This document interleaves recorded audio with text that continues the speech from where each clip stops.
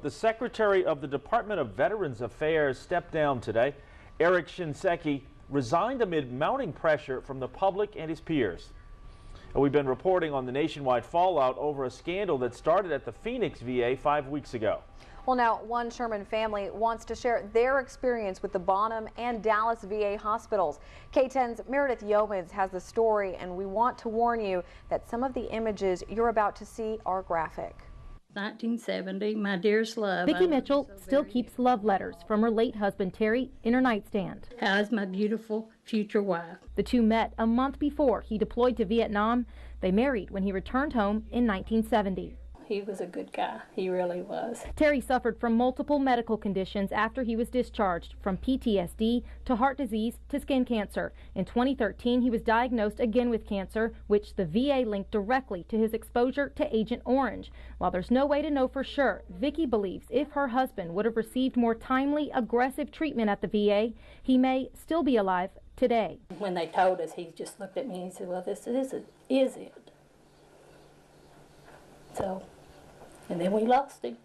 In April 2012, medical records show Terry first visited the Bonham VA Medical Center for what doctors described as a suspicious lesion on the right side of his neck. What did they first say it was?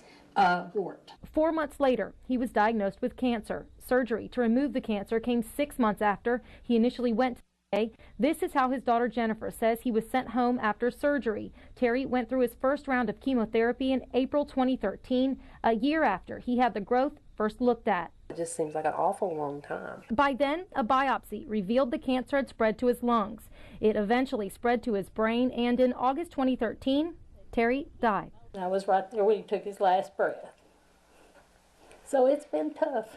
We contacted the Dallas VA, which oversees the Bonham VA Medical Center, after having its Clinical Quality Management Office research Terry's medical records. A spokesperson said in an email, "It is the opinion of our dermatologist and ear, nose, and throat physicians the time frame for diagnosis and subsequent treatment meets the standard of care." Despite the appearance of the surgical site, the spokesperson said the area was covered by graft tissue taken from another donor to allow the bed of the wound to heal.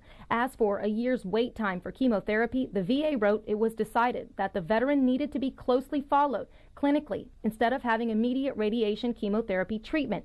The VA said it develops an individual personalized cancer treatment plan for each cancer patient. This week, the Inspector General substantiated claims made by a whistleblower at the Phoenix VA. The inspector said 1,700 veterans who were waiting for medical care had never even been scheduled for an appointment. There have also been claims dozens of veterans in Phoenix died while waiting for medical care, which triggered audits at medical centers nationwide, including those in Dallas and Bonham. The Mitchells say seeing other military families come forward gave them the courage to do the same. We distrust the VA, and it's coming out why we distrusted them. I mean, these people it's right. They're right. It's the worst thing I've ever done.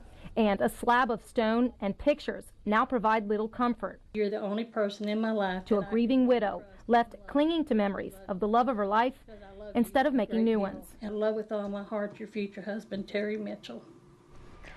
As for those one-on-one audits ordered in the VA North Texas, those are now complete. And coming up tonight at 10, we'll show you what the preliminary report revealed.